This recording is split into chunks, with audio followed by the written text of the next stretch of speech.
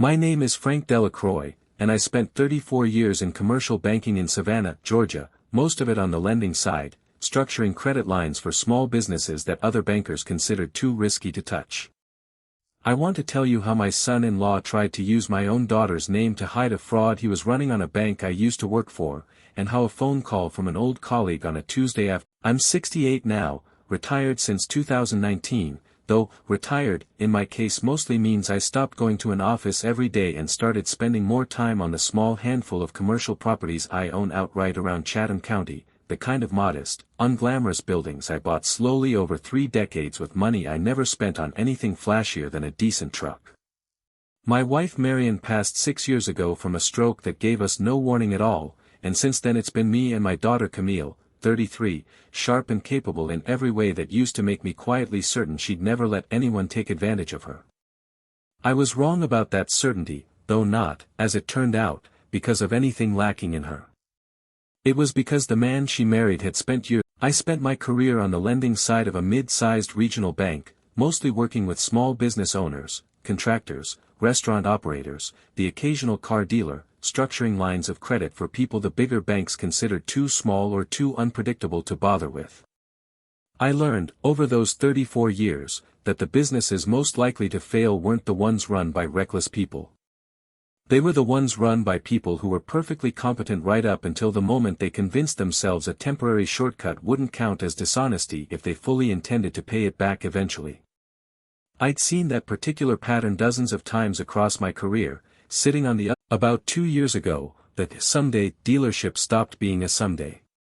Trent had been managing the used inventory at a large dealership group in Savannah for several years, learning the business from the inside in a way I respected, and he'd developed a relationship with a regional floor plan lender, the kind of specialized finance company that lends dealerships the money to buy their inventory, cars sitting on a lot that nobody's paid for outright, financed the same way a mortgage finances a house nobody's paid off yet. He'd found a small independent lot on Ogeechee Road that was closing down, a good location, and he wanted to open his own place, Coastal Motorworks, specializing in used luxury imports, the kind of BMWs and Mercedes that move fast in a market like Savannah's if you know what you're buying and who's buying it. The floor plan lender was willing to extend him a credit line to finance the inventory, but like most lenders in that specific corner of the business, they wanted a personal guarantor with strong, provable income and clean credit, someone who'd be on the hook personally if the dealership ever fell behind on what it owed. Trent asked Camille. Not me, though I'd have been the obvious choice given my own history in commercial lending. I think, looking back, he specifically didn't want a former banker's name anywhere near that guarantee, someone who might actually understand what he was agreeing to underwrite. He asked Camille at a Sunday dinner at my house, the paperwork already printed, already tabbed at the signature lines, presented with the particular fluency of a man who's rehearsed exactly how much detail to give and exactly how much to leave comfortably vague. I raised a concern that evening, gently, the way you'd flag a structural issue to a client who's already emotionally committed to a building. Floor plan financing isn't like a regular loan, I told them both.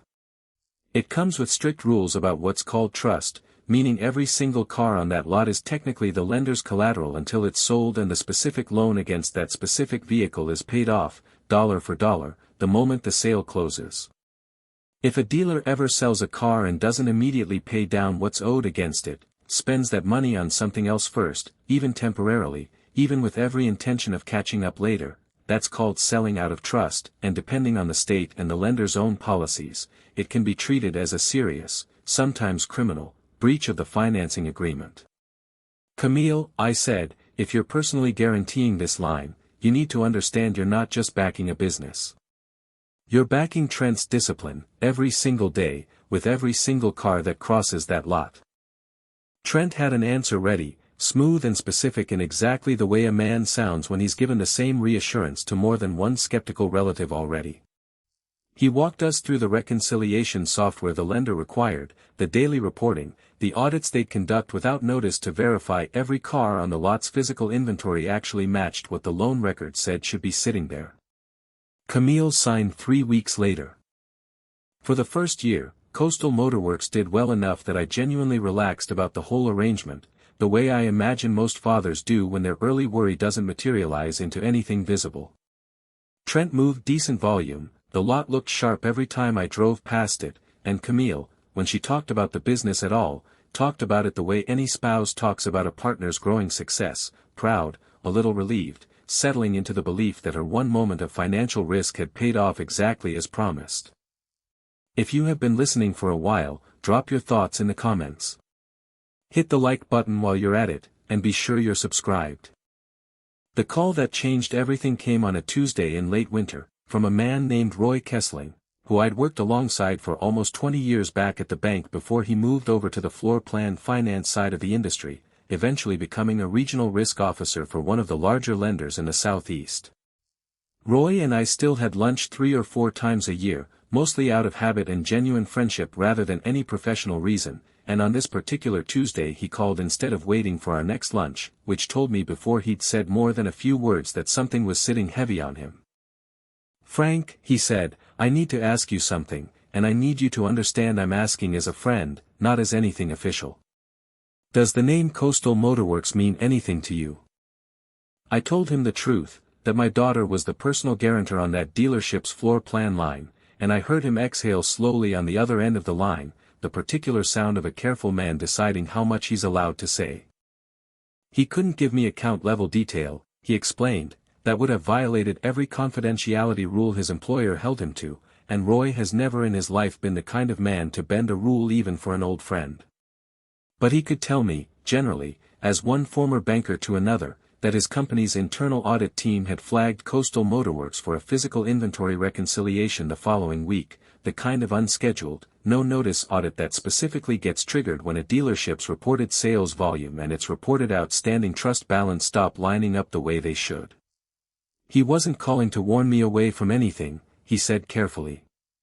He was calling because he remembered, from 20 years of lunches, exactly how much my daughter meant to me, and he thought I deserved the chance to understand what might be coming before it simply arrived on her doorstep as a legal notice with no context attached to it at all.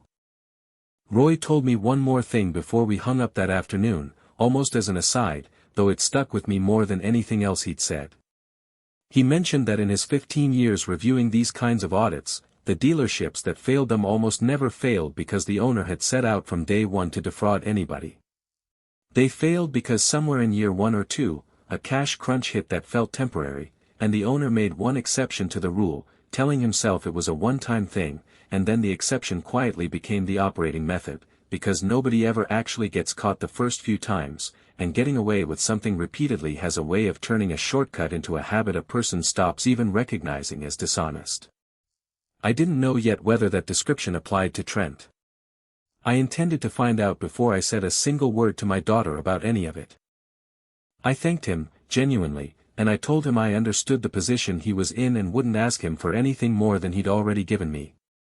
Then I sat in my own kitchen for a long while after hanging up, running back through everything I actually knew about how floor plan financing works, and everything I didn't yet know about how Trent had actually been running that lot for the past 2 years. I didn't go to Camille that afternoon. I want to explain why, because I know the instinct, watching this, is to think I should have called her the moment I hung up with Roy. But an unscheduled audit finding real trouble is one thing. An unscheduled audit finding nothing, because the business is actually fine and Trent's reporting has simply been sloppy rather than dishonest, is an entirely different thing, and I had no way yet of knowing which one I was actually looking at. I've spent too many years in banking to hand someone I love a half-finished fear instead of an actual answer. So I did what I know how to do. Georgia, like most states, requires vehicle title transfers to be recorded with the county tag office, and while individual purchase prices aren't public record, the fact and date of a title transfer generally is, at least enough to establish when a specific vehicle actually changed hands. Over the following 10 days, working mostly in the evenings at my own kitchen table the way I used to review loan files decades ago, I compiled a list of 41 specific vehicles, using VINs I was able to identify from Coastal Motorworks' own public online inventory listings archived over the preceding 8 months, cars that had, at various points, been advertised for sale on their website.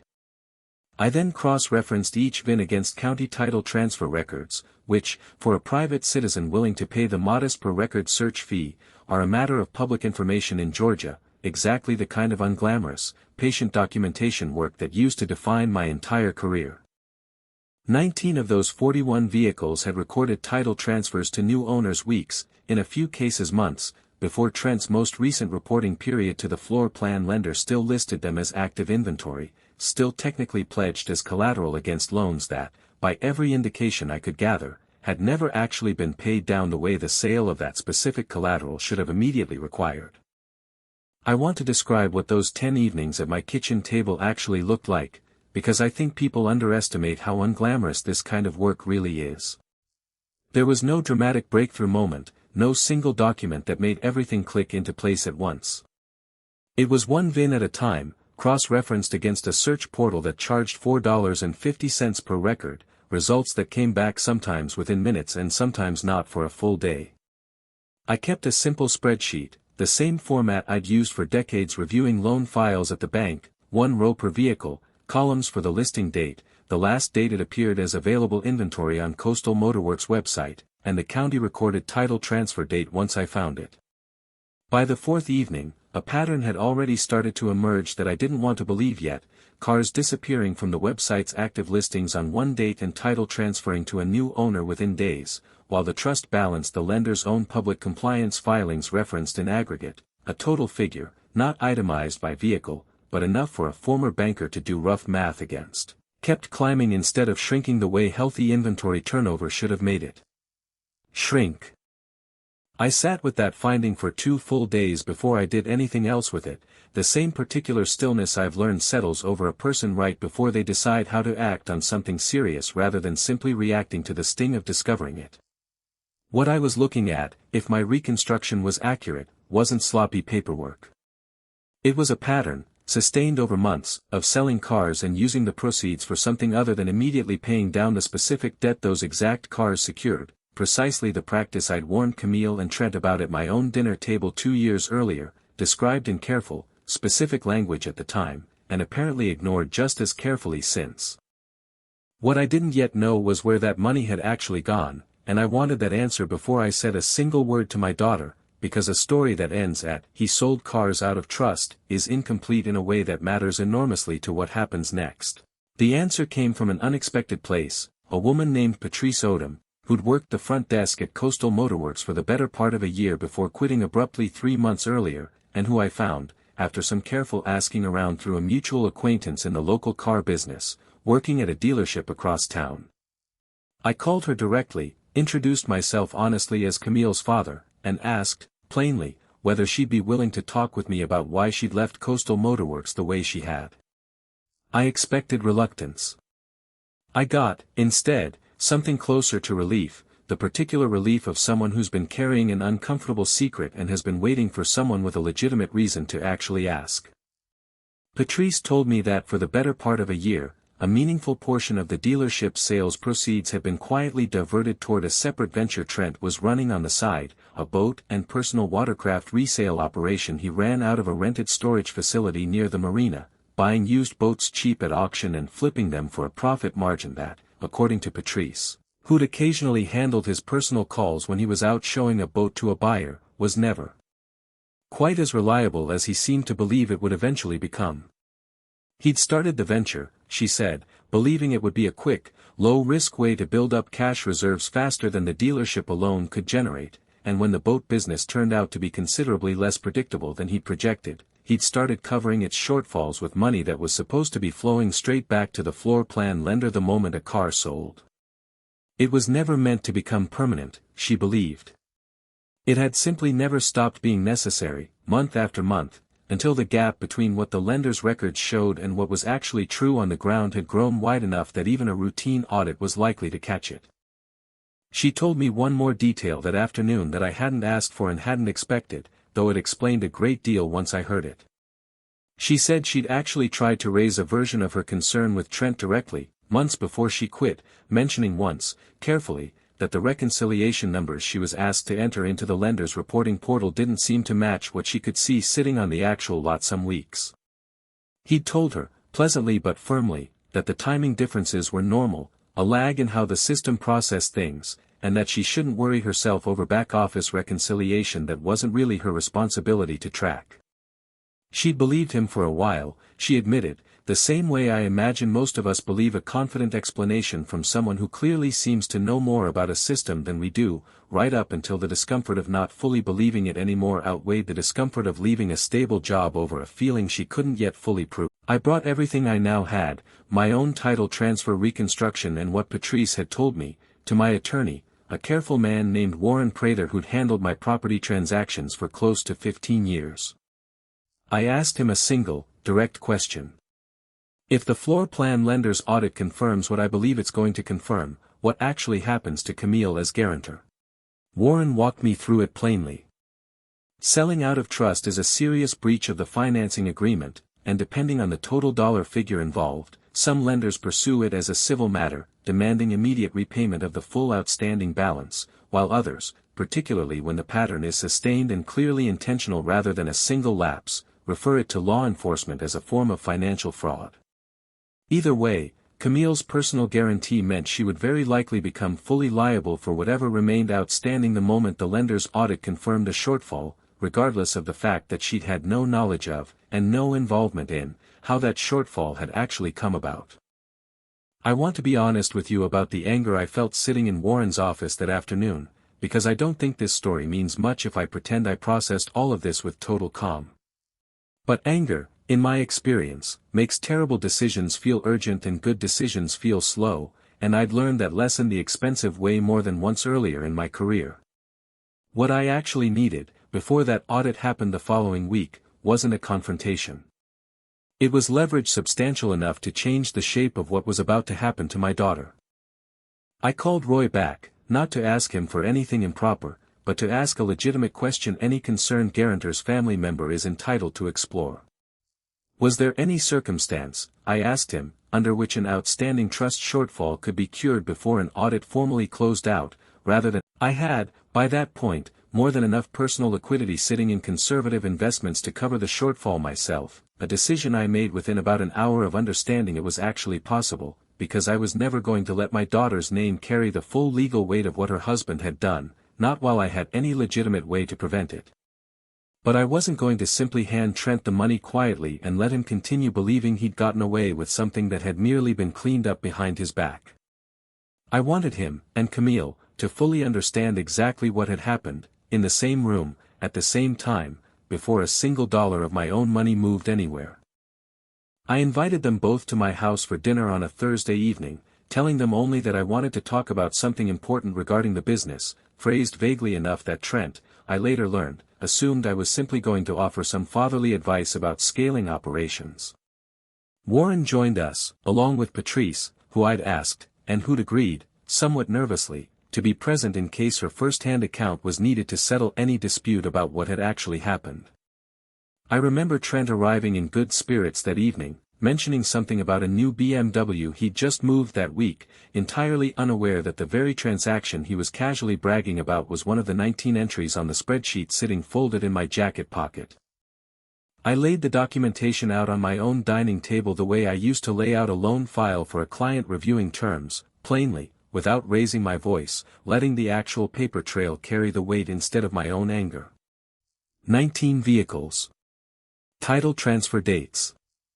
The corresponding trust balances that Coastal Motorworks own reporting to the lender still showed as outstanding on those same vehicles, weeks and months after they'd already been sold to someone else entirely. Trent tried, for the first several minutes, to explain it away as a timing issue, a reconciliation lag, language I recognized immediately because it was almost word for word the same explanation he'd given us 2 years earlier when describing how seriously he took the lender's audit requirements in the first place. When Patrice quietly confirmed, in her own words, what she'd told me about the boat resale business and where she'd seen the sales proceeds actually going, I watched him understand, in real time, that the version of this evening he'd walked in expecting had already stopped being available to him. Camille didn't yell. She sat very still, reading through the documentation herself, page by page, the way I imagine a person reads something they need to fully absorb rather than simply react to.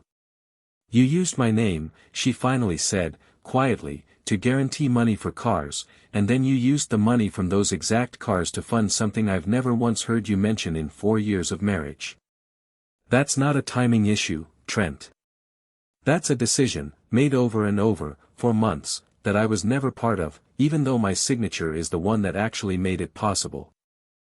I told them both, then, what I'd already decided and what Warren had already begun arranging. I would personally cure the full trust shortfall before the following week's audit closed, protecting Camille's guarantee from the worst possible legal exposure. In exchange, Trent would agree, in a formal written agreement Warren had already drafted, to an orderly wind-down of Coastal Motorworks, its remaining inventory and lease position sold as a going concern to a regional dealer group Warren had already quietly identified as a willing buyer, with the proceeds applied first, in full, to repaying me directly, before Trent saw a single additional dollar from anything the business still owned. Trent did not walk away from that agreement with much of anything beyond a debt to me personally that took him the better part of 2 years to fully repay, on a schedule Warren structured and monitored closely. The boat resale business, once fully separated from Coastal Motorworks books during the wind-down, turned out to have never actually been profitable at all, propped up entirely by money it was never supposed to have access to in the first place. Camille filed for divorce 4 months later, and Trent moved to Jacksonville not long after that, taking a sales position at a dealership group down there, and as far as I know, Camille hasn't spoken to him since the week the wind-down agreement was finalized. I didn't do any of this because I wanted to destroy a man who'd made a series of increasingly poor decisions over 2 years. I did it because I wasn't going to let my daughter's name carry the legal and financial weight of a fraud she had no knowledge of and no part in, not while I still had the means and the standing to prevent it. I've turned that distinction over in my mind a great deal since, the difference between wanting someone to suffer and simply refusing to let the people you love absorb a cost that was never rightfully theirs to carry, and I still believe, even now, that the second thing is the only version of justice worth actually pursuing.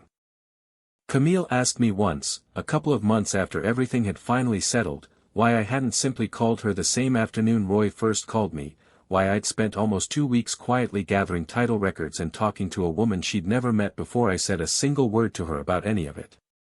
Because calling you that same afternoon would have protected my own need to act, I told her honestly, not your actual future.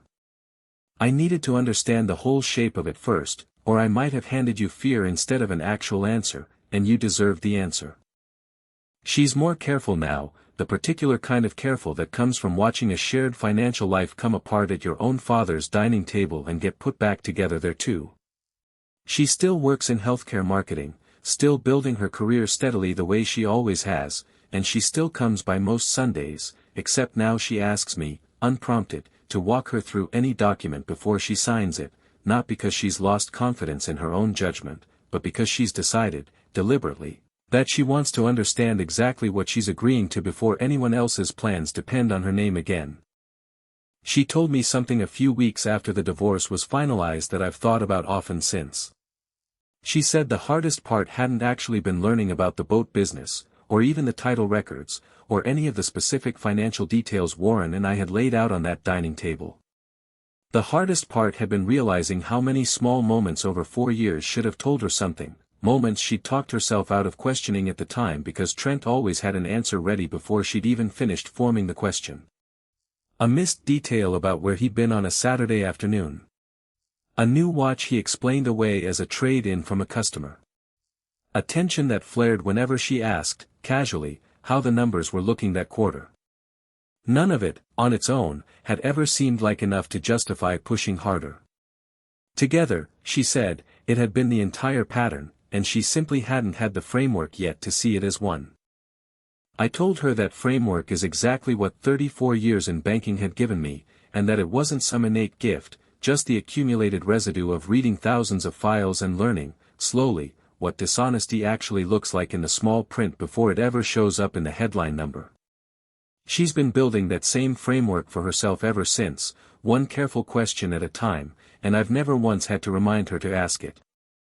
I think, most days, about how close she came to spending years of her life paying down a debt for a business that was never actually run the way she'd been told it was being run, and about how ordinary the whole unraveling actually was in the end, not a single dramatic confrontation, but a friend's careful phone call, a stack of public title records, and a woman willing to tell the truth about what she'd seen. That's most of what real accountability actually looks like, in my experience, after 34 years of watching it happen from the lending side of the table. It's rarely loud. It's patient, and it's specific, and it only works if you're willing to gather the whole picture before you ever say a word. If you enjoyed this story, hit that like button, subscribe, and drop a comment below. Let me know where you're watching from. Thank you for being a part of Revenge Confirmed.